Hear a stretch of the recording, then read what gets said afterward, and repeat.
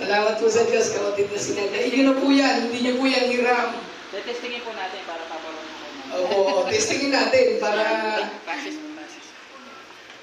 Kung kasya siya.